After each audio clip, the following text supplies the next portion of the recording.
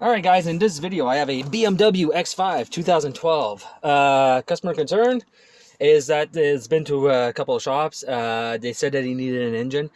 They could not give any real reasons why he needed an engine, so we're out here diagnosing it.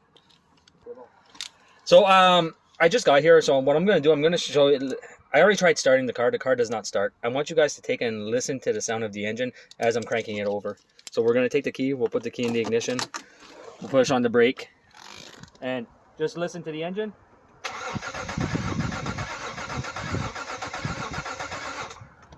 So I don't know if you guys heard that, but it sounds like if there's one or multiple cylinders that are out of compression. So what we're going to do right now is take the maxi scope, hook the maxi scope up. We're going to do a relative compression test. We're going to use our cylinder number 1 as a sink, and we're going to see if we can identify which cylinders might be on low on compression.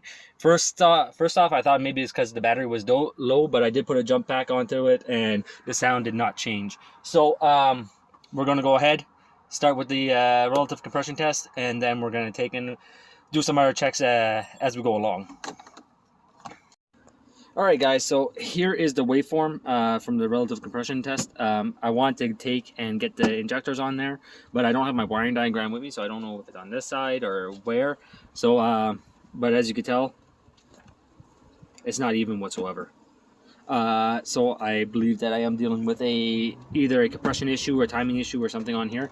So what I'm going to do right now is I'm going to go check and make sure that there's actually spark happening inside this engine. And then after the spark, we'll check it. Well, we'll do our injection and our spark at the exact same time, and it just started pouring rain. So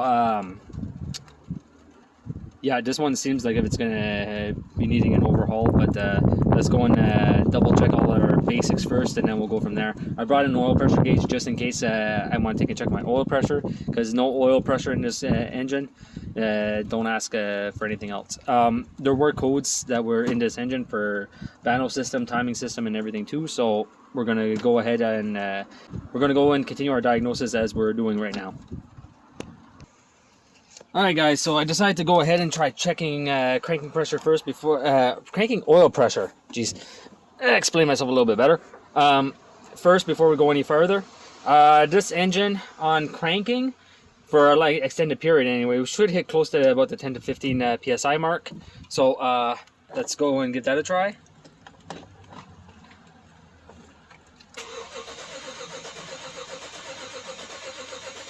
Okay, so we're good on oil pressure.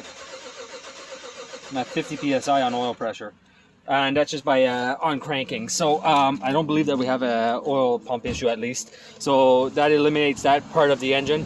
So that's a good sign.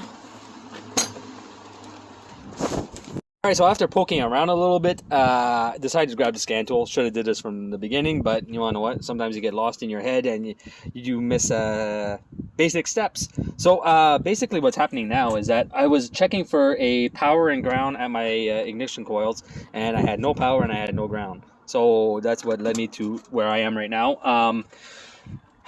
I don't know if you guys know, but on BMW's Minis, you're supposed to have a DME module, which means digital motor electronics, and it is basically the exact same thing as an ECU. It's just with a fancier name. On this car right here, I don't have my DME onto this, so that's where I am right now. I'm busy checking my powers and grounds, and then I gotta check my signals at my DME to make sure that everything is working properly.